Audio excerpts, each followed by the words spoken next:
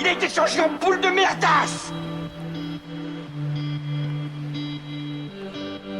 Elle glow.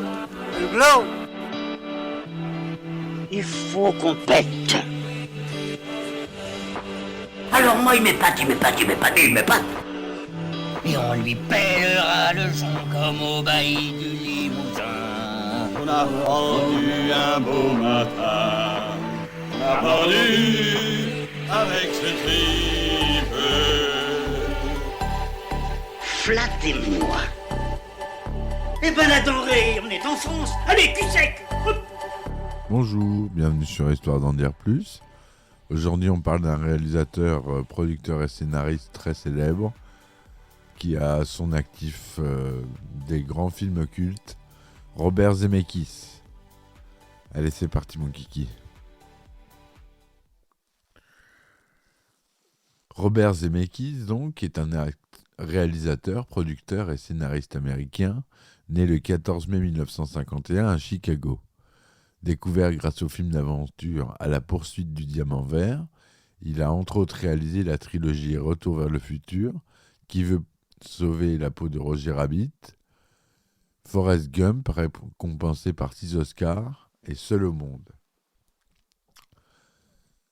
Alors, Robert Lee Zemeckis est né le 14 mai 1951 à Chicago, fils de Rosa, née Nespeka, et d'Alphonse Zemeckis.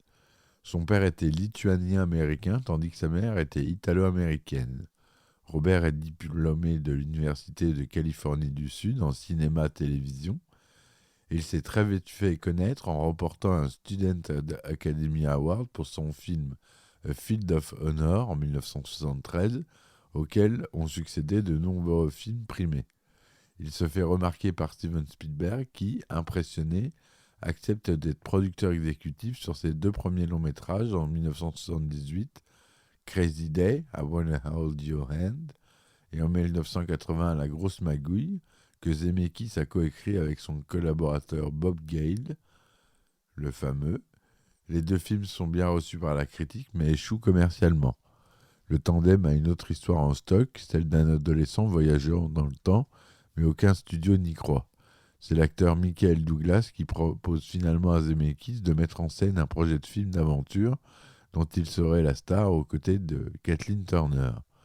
Ce film sortira en 1984 sous le nom de La poursuite du diamant vert. Il est un nouveau succès critique et fonctionne plutôt bien au box-office à la surprise de nombreux professionnels. Le réalisateur y rencontre surtout le compositeur Alan Silvestri, qui assurera désormais la bande-son de tous ses films, comme je vous en ai parlé dans le podcast précédent.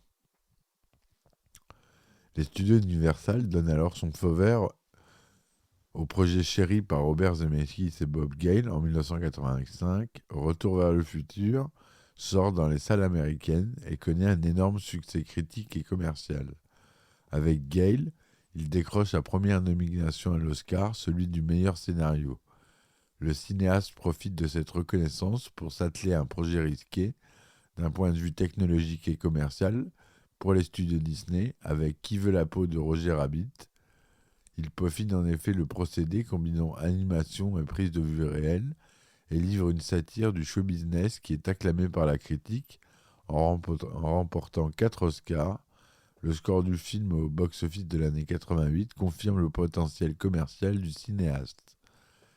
Il tourne consécutivement Retour vers le futur 2 et Retour vers le futur 3, comme je l'ai dit dans mon dernier podcast, qui sortent respectivement en 89 et en 90. 2 nouveaux chapitres qui formeront une trilogie culte du cinéma hollywoodien. Celle-ci érige le jeune Michael J. Fox en star mondiale et associe des effets spéciaux révolutionnaires, dont les fameuses voitures volantes empruntées à Blade Runner. Oui, parce qu'on retrouve les voitures de police dans Blade Runner dans 1 ou 2 plans de Retour vers le futur numéro 2. Un scénario riche et complexe. Il s'agit pourtant du dernier travail de Robert Zemeckis en tant que scénariste avant longtemps. Le réalisateur s'impose alors aux côtés de ses amis et ex-mentors George Lucas et Steven Spielberg comme l'un des plus grands entertainers, faiseurs de divertissement du cinéma américain. Fort de ses débuts prestigieux, le cinéaste parcourt les années 90 en mettant en scène des stars hollywoodiennes et en visitant des genres chaque fois différents. En 92, il dirige Bruce Willis et Goldie Hawn pour la comédie noire La mort vous va si bien. Vous pouvez écouter le podcast que j'ai fait là-dessus. En 94, il livre la comédie mélodramatique épique Forrest Gump, dont j'ai fait aussi un podcast, qui constitue son plus gros succès commercial à ce jour et remporte 6 Oscars, dont celui du meilleur réalisateur et du meilleur acteur pour Tom Hanks. C'est la consécration avec un film qui fait date, son palmarès aussi.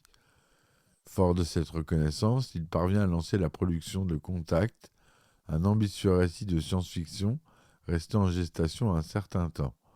Porté par la star Jodie Foster, le film est très attendu et convainc la critique et le public en 1997, mais de façon moins unanime. L'année 2000 marque un tournant, le réalisateur retrouve en effet Tom Hanks pour le film d'aventure Seul au monde, un drame inspiré de Robinson Crusoe qui connaît un énorme succès critique et commercial et voit à l'acteur une nouvelle nomination à l'Oscar du meilleur acteur. Pour les besoins de réalisme, le tandem filme une partie du film au début de l'année 99 et le reste du film un an plus tard, le temps pour Tom Hanks de maigrir suffisamment. Entre-temps, Zemeckis met en boîte un thriller psychologique avec Harrison Ford et Michelle Pfeiffer, intitulé Apparence. Le film, basé sur une idée de Spielberg, est stylistiquement influencé par Alfred Hitchcock. Il divise beaucoup la critique, mais fonctionne commercialement. Mais il permet surtout à la caméra du cinéaste de s'affranchir des lois de la physique grâce au numérique. Car Zemeckis semble désormais prêt à laisser libre cours à ses expérimentations visuelles. Si La mort vous va si bien regorgeait de trucage numérique à une époque où ils étaient encore peu répandus, et que Forrest Gump intégrait déjà l'acteur Tom Hanks dans de nombreuses scènes d'archives historiques, il avait réussi à la télévision à faire tenir Humphrey Bogart le rôle principal d'un épisode des Contes de la Crypte, près de 40 ans après sa mort, par le truchement d'astuces visuelles. C'est donc dans cette continuité qu'il initie en 2004, dans le Pôle Express, une nouvelle technique de capture de mouvement qu'il a lui-même développée, la performance capture, qui changera radicalement la façon de concevoir les films en permettant de se libérer définitivement des contraintes du réel. Investi dans le projet, il participe même à l'écriture et dirige une troisième fois Tom Hanks. Le cinéaste s'impose aussi comme l'un des pionniers de la 3D numérique. Le Pôle Express est un des premiers films conçus dans ce format et le premier à utiliser la 3D pour ses possibilités narratives et non pas uniquement comme moyen d'immersion. En 2007, avec La légende de Beowulf, il poursuit cette aventure numérique, cette fois en s'appuyant sur un casting de stars dominé par Angelina Jolie.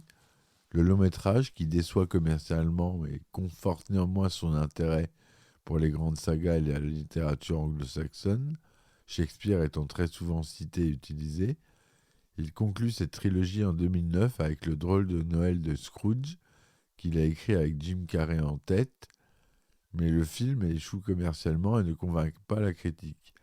Il s'agit pourtant du plus gros budget dont il avait bénéficié durant sa carrière. En 2010, la fermeture de son studio Image Mover, fondé en 1997, et renommé Image Mover Digital en 2007, à la suite du rachat par Walt Disney Company, marque la fin d'une ère. En 2012, le réalisateur revient donc au cinéma traditionnel avec le drame Flight, porté par Denzel Washington. Le film marque son retour à des budgets plus modestes, 30 millions de dollars contre 200 pour Le drôle de Noël de Scrooge. Il met en scène The Walk, rêvé plus tôt, film biographique sur le funambule français Philippe Petit, incarné par l'américain Joseph Gordon-Levitt. Le film sort en 2015. Il s'agit d'un projet que Zemeckis a en tête depuis 2006. Il envisageait de le réaliser intégralement en capture de mouvement, mais le film aurait coûté trop cher. Seules certaines scènes bénéficieront alors de ce traitement. Son film suivant, Allié, sort fin 2016. Il s'agit d'un thriller romantique sur fond de Seconde Guerre mondiale. Brad Pitt et Marion Cotillard y incarnent deux espions qui tombent amoureux à Casablanca. Il réalise ensuite le drame Bienvenue à Marwen, inspiré du documentaire Marwen Call de Jeff Malmberg, lui-même basé sur la vie de Mark Hogenkamp. Steve Carell y incarne un ancien marine resté plusieurs jours dans le coma après un passage à tabac. Frappé d'amnésie, il va se créer un monde imaginaire, Marwen Call. Son film suivant en 2020 est Sacrée sorcière, d'une adaptation du roman du même nom de Roald Dahl, publié pour la première fois en 1983. Hormis une de critique qui qualifie le métrage de bon divertissement d'Halloween pour les enfants, le film de Robert Zemeckis peine à convaincre les critiques de la presse américaine. Une majorité lui reproche son goût pour les effets visuels criards, tandis que les autres pointent du doigt un divertissement tellement calibré qu'il en est devenu impersonnel pour son auteur. Voilà. Donc, dans sa filmographie, on pourra retenir La poursuite du diamant vert, la trilogie Retour vers le futur, Qui veut la peau de Roger Rabbit, La mort vous va si bien, Forrest Gump, Contact, Seul au monde, Le Pôle Express, La légende de Beowulf, Le drôle de Noël de Monsieur Scrooge, Pinocchio en 2022. Il a réalisé des épisodes des Contes de la Crypte. Donc il a fait... En tout, dans le monde, il a rapporté plus de 4 milliards de dollars, tout film confondu. Pour un budget total des films, de la plupart de ses gros succès, de 1,133 millions de dollars. Il a reçu de nombreuses récompenses entre 1972 et 2013 et quelques nominations.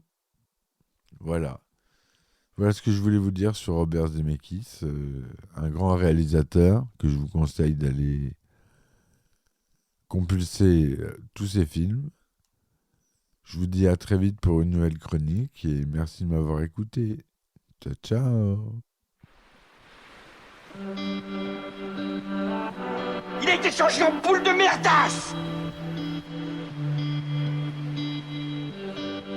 Elle glow. Elle glow.